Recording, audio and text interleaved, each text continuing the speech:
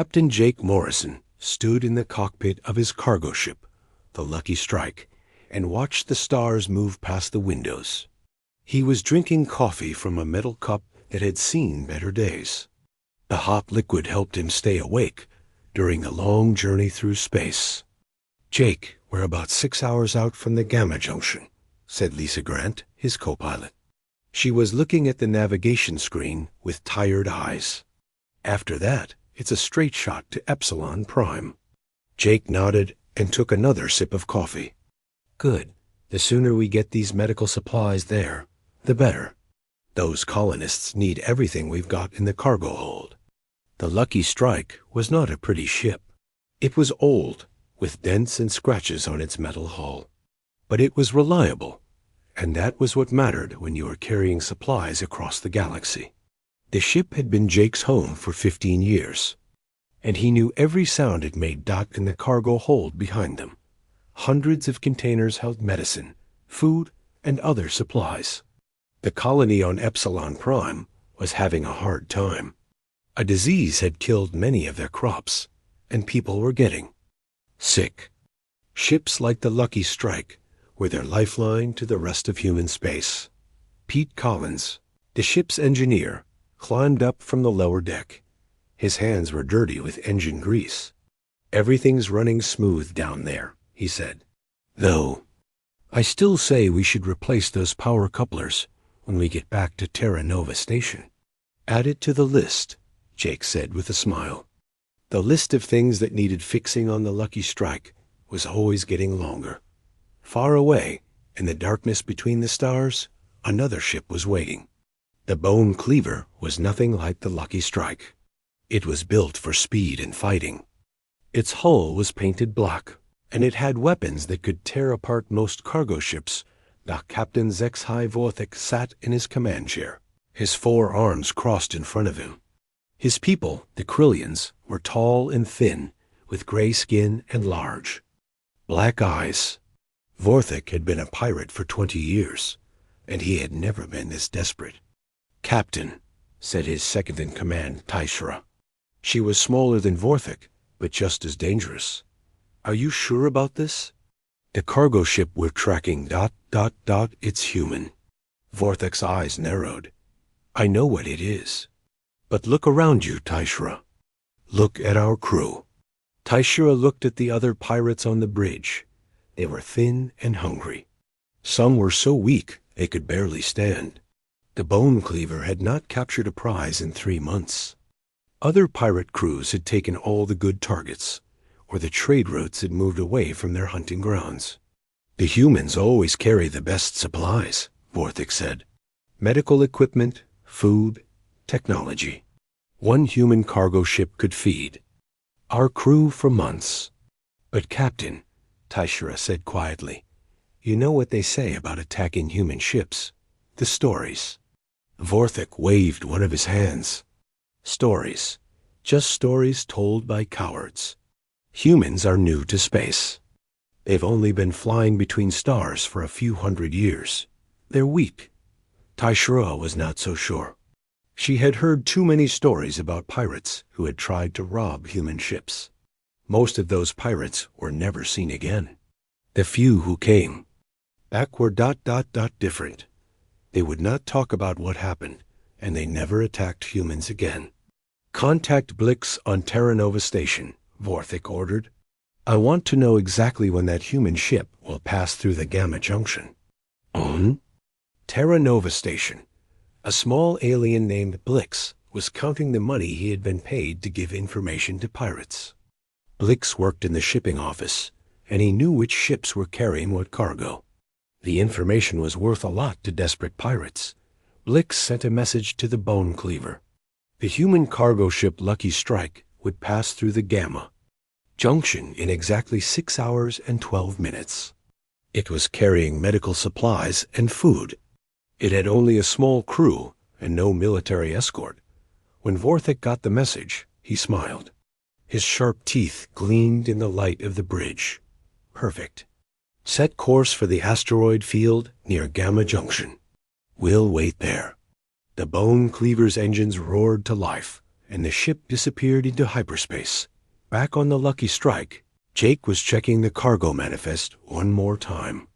Taishra's right to be worried, he said to himself, though he did not know he was saying exactly what the pirate's second-in-command had said. "What was that?" Lisa asked. "Nothing," Jake said, "just thinking out loud." But Jake was not really worried about pirates. Human supply ships were almost never attacked. Jake had been flying cargo runs for 15 years, and he had never even seen a pirate ship. He had heard that pirates were afraid of human vessels, though he was not sure why. "Lisa, send a message to Epsilon Prime," Jake said.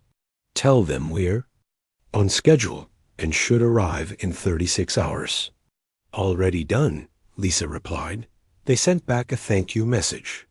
"They're really grateful for these supplies." Jake smiled.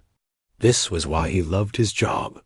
Every cargo run helped people who needed it. The Lucky Strike might not be the fastest or prettiest ship in space, but it got the job done. The Bone Cleaver reached the asteroid field first.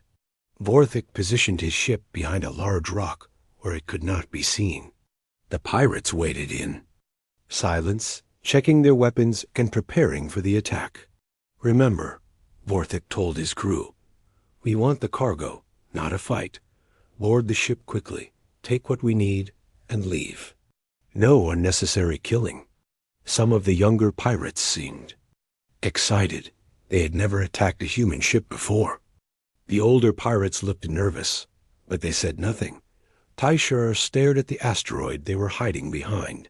She had a bad feeling about this attack. In all her years as a pirate, she had learned to trust her instincts. Right now, those instincts were telling her to run. But the crew was starving, and Vorthik had made his decision. In 6 hours, the Lucky Strike would arrive, and everything would change. The Lucky Strike dropped out of hyperspace near the Gamma Junction exactly on schedule. Jake Morrison stretched in his pilot's seat and looked at the readings on his screen. Everything looked normal. The asteroid field was quiet, and the hyperspace relay was working fine. "Right on time," Lisa said, checking her navigation computer. "We should be through the junction in about 20 minutes. Behind the large asteroid, Vorthik watched the human cargo ship appear on his sensors. The Lucky Strike was bigger than he had expected, but it still looked like an easy target. It was moving slowly and seemed to have no idea that pirates were waiting nearby. "There it is," Vorthik said to his crew. "Get ready." But Taishra was looking at something else on her computer screen. She had been searching the pirate information networks while they waited.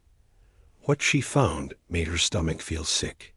"Captain," she said, her voice shaking slightly, "I found something you need to see." Vorthik was annoyed. "Not now, Taishra. We're about to attack. Please, Captain, look at this." Taishra put the information on the main screen for everyone to see. It was a message from a pirate named Kelter the Red. Kelter had been one of the most feared pirates in the outer systems. His message was only 3 months old. "Do not attack human supply ships. This is not a warning. This is me begging you. I tried to rob one near the Vega system. My whole crew is gone now. Not dead. Worse, they think like humans now. They ask questions about everything. They want to study things instead of stealing them. Do not make the same mistake I did." Another message was from a pirate captain named Zorthville. "Humans are not normal. They do things to your mind. My crew attacked a human medical ship 6 months ago. Now half of them want to become doctors. The other half keep talking about something called ethics. I don't know what that word means, but it has ruined them as pirates." More messages appeared on the screen. Each one was a warning about attacking humans. Some pirates said their crews had disappeared completely. Others said their crews came back, but they were no longer pirates. They wanted to help people instead of robbing them. One message was especially strange. It was from a pirate lord named Vashka the Terrible. I attacked a human food transport. They invited me to dinner. They talked to me about my childhood in my dreams. I cannot be a pirate anymore. I have opened a restaurant on Proxima Station. The humans taught me how to cook. Do not let them teach you anything." The bridge of the Bone Cleaver was very quiet as the crew read these messages. Some of the younger pirates looked scared. The older ones looked even more frightened.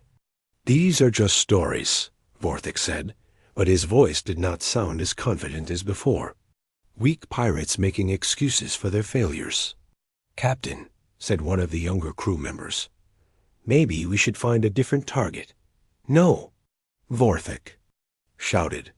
"We have been planning this for weeks. That ship has everything we need to survive. We attack now, or we all starve." On the Lucky Strike, Jake was humming an old Earth song while he piloted the ship through the asteroid field. He did not know that pirates were watching him, but he would not have been very worried if he did know. "Jake," Pete called from the engineering station, "I'm getting some strange readings. There might be another ship in this asteroid field." Jake looked at his sensors. Could be a mining ship or a salvage crew. Lots of people work in asteroid fields. "Maybe," Pete said, "but it's not answering our standard greeting signals." Lisa turned around in her seat. "Should I send out a general communications message? Maybe they just have a broken radio." "Go ahead," Jake said. "Can't hurt to be friendly." Lisa activated the communication system and sent out a message on all frequencies. "This is the cargo ship Lucky Strike to any vessels in the area.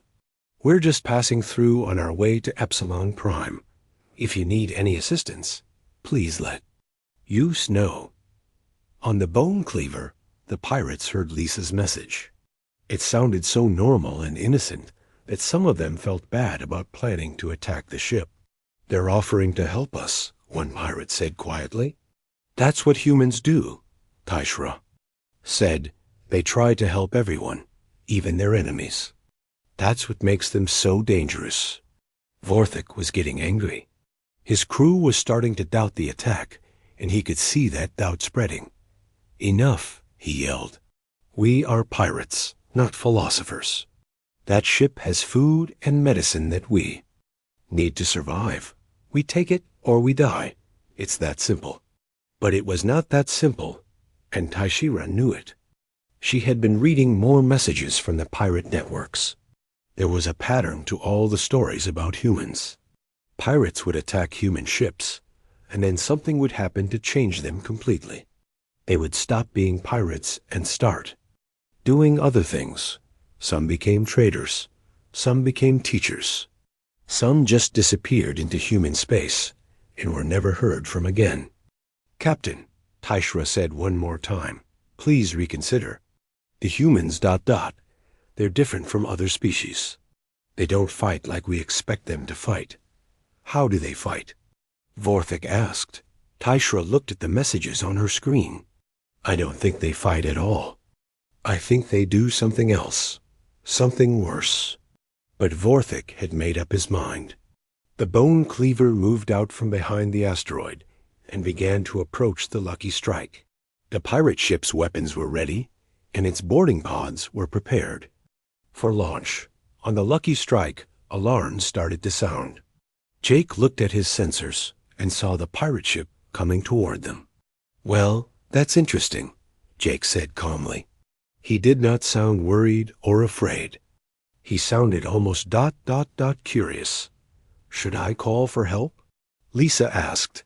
"Not yet," Jake said. "Let's see what they want first." He activated the ship's communication system and opened a channel to the approaching pirates. Pete was already moving toward a control panel near the back of the bridge. "Jake, should I start the protocols?" "Not yet, Pete, but get ready." Jake had never been attacked by pirates before, but he had been trained for this situation. All human cargo ship crews received special training about what to do if they were attacked. The training was very thorough and very strange. It did not focus on fighting or running away. It focused on something else entirely. The pirate ship was getting closer. Jake could see it clearly now on his main screen. It was a Krillian raider, built for speed and combat. The kind of ship that could destroy the Lucky Strike in minutes if it wanted to. But Jake was not afraid. He was actually a little excited. This was going to be interesting. The bone cleaver moved close to the Lucky Strike and pointed its weapons at the human cargo ship. On the pirate bridge, Vorthik opened a communication channel. "Human vessel," Vorthik's voice came through the speakers. "This is Captain Vorthik of the Bone Cleaver. Surrender your cargo immediately, or we will destroy your ship." Jake Morrison looked at the message and smiled slightly. He activated his own communications and replied in a calm, friendly voice. "Hello there, Captain Vorthik. This is Jake Morrison of the Lucky Strike. Before we talk about cargo, can I ask you something? Are you really sure you want to do this?" The question surprised Vorthik. Most cargo ship captains would either surrender immediately or try to run away. They did not ask pirates if they were sure about robbing them. "What kind of question is that?" Vorthik demanded. "Just a friendly question," Jake replied. "I mean, we're carrying medical supplies for a colony that's having some problems. These people are really counting on us to get this stuff to them." "Are you sure you want to take medicine away from sick people?" On the Bone Cleaver's bridge, some of the pirates looked uncomfortable. They had not thought about who the cargo was for. "We need those supplies to survive," Vorthik said, but his voice sounded less confident than before. "I understand," Jake said. "Being a pirate must be a hard way to make a living. Have you ever thought about doing something else? We humans have. Lots of different jobs available. Some of them pay really well, and you don't have to point guns at people." Taishra stared at the communication screen. The human was trying to talk them out of being pirates during a robbery. It was the strangest thing she had ever seen. "Enough talk," Vorthik said. "Prepare the boarding pods. We're taking that cargo." "But," Jake's voice came through the speakers again. "Okay, if that's what you really want to do. But I have to warn you, once you board our ship, there are some things you're going to see. Things that might change how you think about stuff." "What are you talking about?" Vorthik asked. "Oh, you know, educational materials, cultural exchange information, that sort of thing. We humans like to share knowledge with other species. Sometimes people find it ... overwhelming." Taishura felt a chill run down her spine. She remembered the messages from other pirates, the ones who talked about humans changing their minds. "Captain," she whispered, "maybe we should listen to him." But Vorthik was angry now. "Launch the boarding pods." 2 small ships shot out from the Bone Cleaver toward the Lucky Strike. Each pod carried 6 armed pirates. They attached to the human ship's hull and began cutting through the metal. On the Lucky Strike, alarms were ringing softly. Jake turned to Pete Collins, who was standing near a control panel. "Pete, start the protocols. Looks like we're having visitors." Pete nodded and began pressing buttons on his control panel. "Cultural exchange protocols activated," he said. "Should I prepare?" "The welcome materials? Full package," Jake said. "These guys look like they could use some education." Lisa Grant was working at her station, uploading something to the ship's main computer. "I'm loading the Krillian-specific information now. We've got psychological profiles, cultural analysis, and historical data on their species." "Perfect," Jake said. "Oh, and Lisa, put on some music. Something from Earth's classical period. Pirates always seem to like Batch." The boarding pods finished cutting through the hull, and 12 armed Krillian pirates entered the Lucky Strike. They moved through the ship's corridors carefully, expecting resistance. Instead, they found Jake Morrison waiting for them at the entrance to the cargo hold. "Welcome aboard," Jake said cheerfully. "You must be Captain Vorthik's crew. I'm Jake Morrison, captain of this vessel. Can I offer you some coffee? We have several types. The pirates stared at him. Jake was not armed. He was not afraid. He was acting like the pirates were invited guests instead of criminals trying to rob him. Where is your crew? Demanded the leader of the boarding party. Oh, they're around, Jake said. Pete's in engineering, making sure everything runs smoothly. Lisa's on the bridge, probably uploading some interesting files to our communication system. And Danny Kim, our security officer, is in the cargo hold, preparing some materials you might find educational. The pirates looked at each other. This was not going the way they had expected. Take us to the cargo hold, the boarding party leader ordered. Of course, Jake said. Right this way. Fair warning, though, we've got some really interesting stuff in there. Not just the medical supplies. We always carry educational materials when we travel. You know, cultural exchange programs, historical documents, psychological studies. That sort of thing.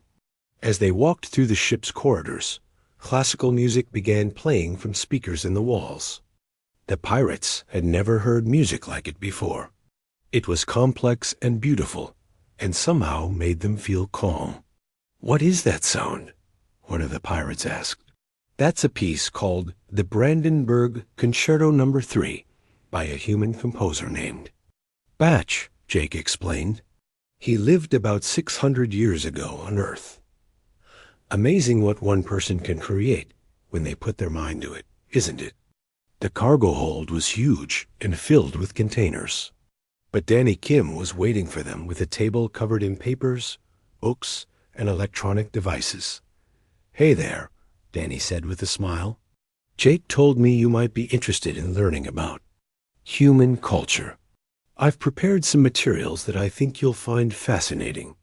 Danny was a big man with friendly eyes. He did not look like a warrior, but he moved with the confidence of someone who had never met a problem he could not solve. We're here for the medical supplies, the boarding party leader said. Sure, Annie said. We'll get to that. But first, take a look at this. He held up a book. This is a history of Earth wars. Did you know that humans fought each other for thousands of years before we went to space? We got really creative about it. He opened the book to a page with pictures. This is from something called World War II. Humans invented flying machines. That could destroy entire cities. But the really interesting part is what happened afterward. Despite themselves, some of the pirates moved closer to look at the pictures. After the war, the humans who had been fighting each other became friends and worked together to explore space, Danny continued. They decided that fighting was less fun than building things. Pretty smart when you think about it.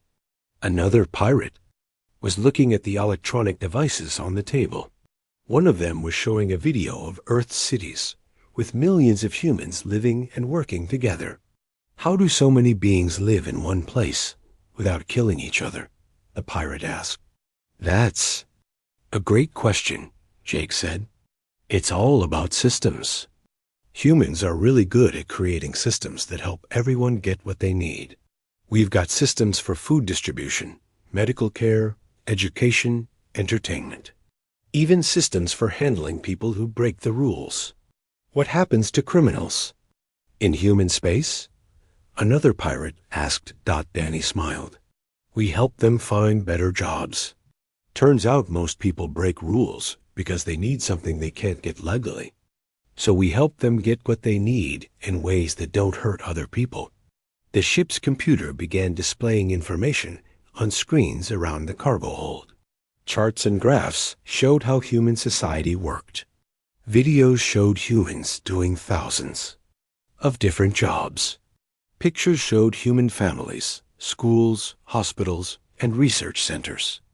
This is all very interesting, the boarding party leader said, but we need those medical supplies. Of course, Jake said. They're right over there in those containers. Take whatever you need. But while you're loading it, would you mind if I asked you a few questions about your life as a pirate? And that was when the real education began.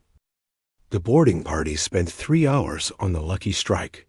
When they finally returned to the Bone Cleaver, they were not the same pirates who had left. Captain Vorthik was waiting for them in the docking bay. "Well?" he demanded. "Did you get the supplies?" The boarding party leader, whose name was Krelver, looked confused. "Yes, Captain. We got some medical supplies." But double quotes. But what? Krelver held up a small device. "The humans gave us this. They called it a cultural exchange kit. It has information about human society, their history, their methods of solving problems." Vorthik stared at the device. "They gave it to you? Why would they give pirates anything?" "They said we might." "Find it interesting," another pirate said. "And Captain, they were right. Did you know that humans used to be pirates too? They called them privateers and buccaneers, but then they found better ways to make money.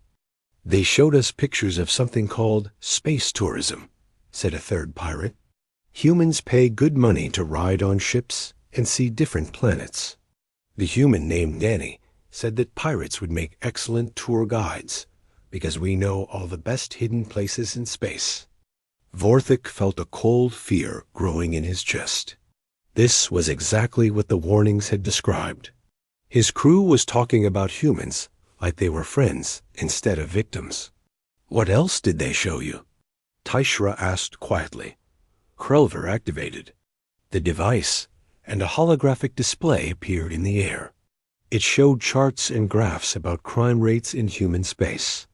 "Look at this," Krelver said excitedly. "In human systems, theft and robbery have gone down by 90% in the last 100 years. They did it by creating something called Universal Basic Services.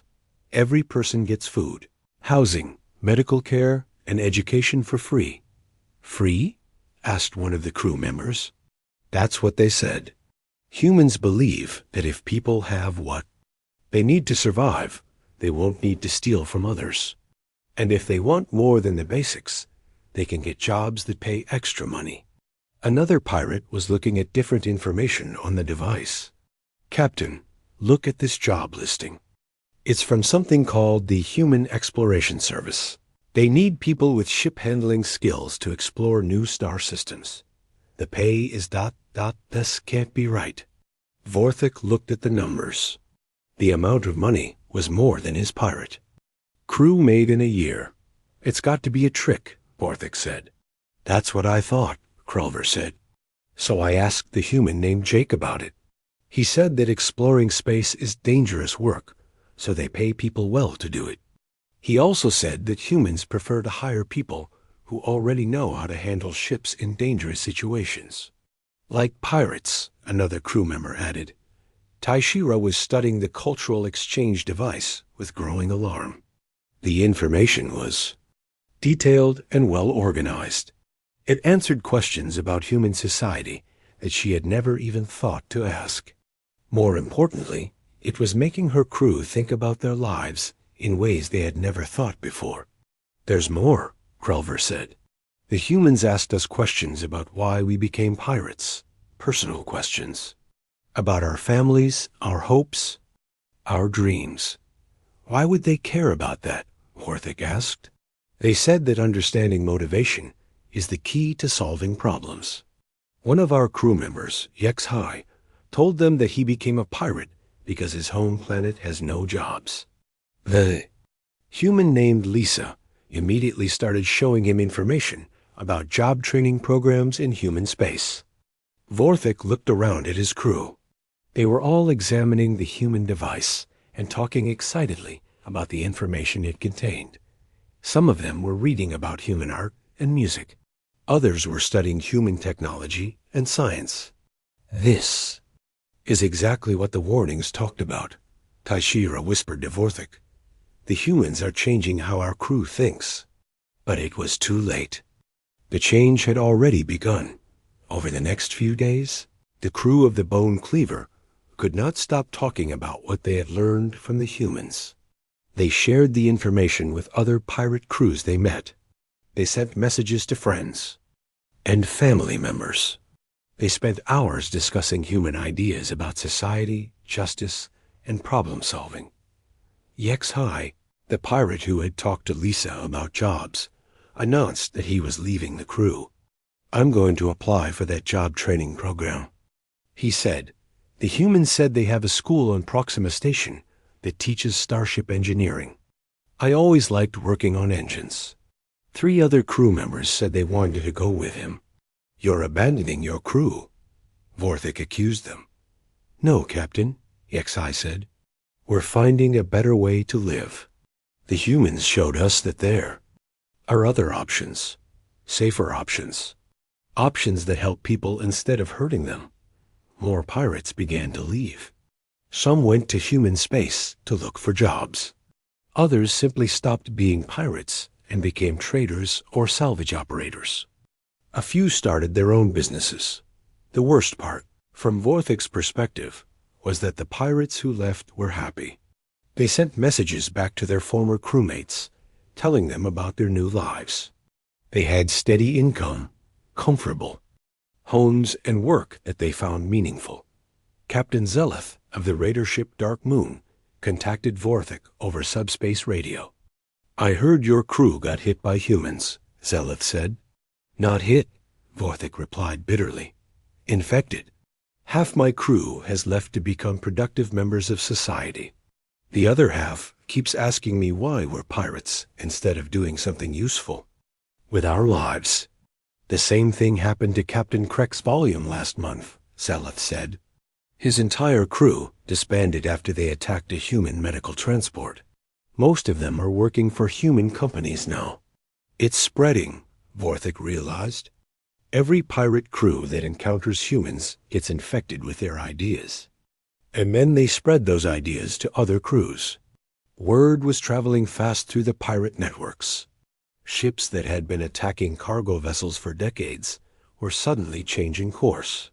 Some pirate captains were forbidding their crews from even approaching human ships, but the damage was already done. The information the humans shared was too compelling to ignore. Pirates were learning that there were better ways to make a living than stealing from others. They were discovering that human space offered opportunities they had never imagined. Within a month, pirate attacks on human supply ships dropped to almost zero. But attacks on other species ships were dropping too, as pirate crews became infected with human ideas and decided to find legitimate work instead. Taishra watched her remaining crew members reading human texts and discussing human philosophy. "Captain," she said to Vorthik, "I think we need to make a choice." "What choice?" "We can keep trying to be pirates and slowly watch our crew leave us one by one. Or we can accept that the humans have shown us something better." Vorthik looked around at what was left of his crew. Only 6 pirates remained on the Bone Cleaver, and 3 of them were looking at job applications on the Human Cultural Exchange device. The Great Pirate. Captain Vorthik had been defeated without firing a single shot. The humans had destroyed his crew by offering them hope. 6 months later, Jake Morrison was preparing the Lucky Strike for another supply run. This time, they were carrying construction materials to a new colony in the Centauri system. As he walked through the ship's corridors, Jake smiled at the messages that had been arriving all week. The first message was from HFY, the former pirate who had joined a human engineering school. "Captain Morrison," the message said, "I wanted to thank you for showing me that there were other options. I just graduated from the Proxima Station Technical Institute. I'm now the chief engineer on an exploration vessel. We're going to map new star systems. I never thought I could have a job that was this exciting and legal at the same time." Another message was from Krelver, who had been the leader of the boarding party that attacked the Lucky Strike. "Jake, I hope you remember me. I'm now working as a security consultant for merchant ships. I help them avoid pirate attacks. Turns out, knowing how pirates think makes me very good at this job. I'm making more money than I ever did as a pirate, and I sleep better at night." Pete Collins read the messages over Jake's shoulder. "Looks like our cultural exchange program is still working," he said with a grin. "It always works," Jake replied. "That's the beauty of it. Once people see that there are better options, they usually take them." The Lucky Strike was not traveling alone this time. 3 other cargo ships were flying in formation with them. 2 belonged to alien species, and 1 was another human vessel. All of them had requested to travel near the Lucky Strike for protection. Not protection from weapons or shields. Protection from pirates. "Jake," Lisa called from the bridge, "we're getting a message from Captain Tishra of the merchant vessel. New Dawn. She wants to thank us for the escort service." Jake activated the communication system. "Captain Tishra, this is Jake Morrison. How are you doing?" Tishra's voice came through the speakers. She sounded much happier than she had 6 months ago. "Very well, Captain Morrison. My cargo of Zantari silk should reach Earth Station in perfect condition thanks to your escort. I still can't believe that no pirates have even approached our convoy." "Word gets around," Jake said. "Pirates know better than to mess with human supply ships now." That was an understatement. In the 6 months since the encounter with Vorthic's crew, attacks on human cargo ships had dropped to 0. More importantly, pirate attacks on all cargo ships had decreased by 70% across the galaxy. The reason was simple. Pirates were too scared to attack humans, and there were not enough pirates left to attack anyone else. Admiral Helen Carter was reviewing the reports at Earth Defense Force headquarters. The numbers were almost unbelievable. Piracy rates had collapsed across known space. Trade routes that had been dangerous for decades were now completely safe. "How did we do it?" asked Dr. Kevin Walsh, the Zenib psychologist who had helped design the Cultural Exchange Program. "We gave them something better," Admiral Carter replied. "Every pirate crew that encountered our ships learned that there were alternatives to stealing and violence. They learned that human space offers opportunities for people who want to work hard and build something positive." Dr. Walsh looked at the employment statistics. Over 15,000 former pirates have applied for jobs in human space in the last 6 months. Most of them are being hired for exploration, shipping, and security work. Jobs they're actually good at, Admiral. Carter noted. Pirates have skills that are valuable in legitimate work. They understand ships, they know space routes, they can handle dangerous situations. We just had to show them how to use those skills legally. The strategy had worked better than anyone had expected. Humans had not defeated piracy through superior weapons or military force. They had defeated it by offering pirates something they wanted more than stolen cargo: hope for a better future. On the bridge of the Lucky Strike, Jake was reading the latest intelligence reports from Earth Defense Force. Pirate activity in this sector had decreased so much that most cargo ships no longer needed escorts. But alien captains still requested to travel with human vessels, just to be safe. "Captain," Danny Kim said, coming onto the bridge with a cup of coffee, "I just got a message from Captain Vorthik." Jake looked surprised. "Vorthik?" "The Krillian, who tried to rob us. The same one. He wanted to let us know that he's disbanded his pirate crew completely. He's opened a shipping business on the Outer Rim. Says he's making an honest living now, and it's much less stressful than being a pirate." Lisa laughed. "I bet it is.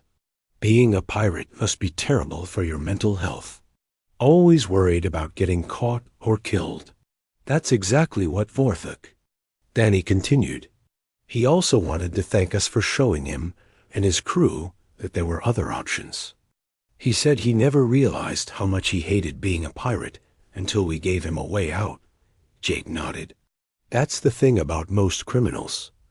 They're not evil people. They're just people who think they don't have any good choices. When you show them better choices, they usually take them." The ship's communication system chimed, and a new message appeared on the screen. It was from the colony on Epsilon Prime, the destination of Jake's first encounter with pirates. Captain Morrison, the message read. This is Governor Martinez of Epsilon Prime.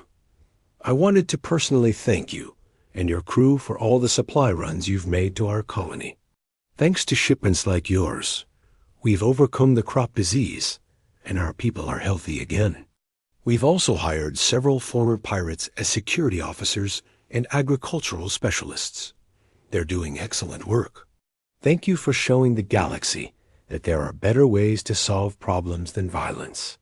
Jake smiled and turned to his crew. You know what the best part of all this is? What? Lisa asked. We never had to fire a single shot. We defeated the most dangerous pirates in the galaxy just by being decent to them and showing them that they had options. Pete laughed. Leave it to humans to win a war by accident. We didn't win a war, Jake corrected him. We prevented one. And we did it by turning enemies into friends. The Lucky Strike continued through space toward its destination, followed by the other ships in the convoy. Behind them, the asteroid field where Vorthek had planned his ambush was empty and quiet dot in bars and meeting places across the galaxy. The story was already becoming legend. Pirates told each other in whispered voices about the humans who were so terrifying that they could destroy a pirate crew without even trying. They spoke of humans who could get inside a pirate's mind and change their entire view of life. The stories grew more frightening with each telling.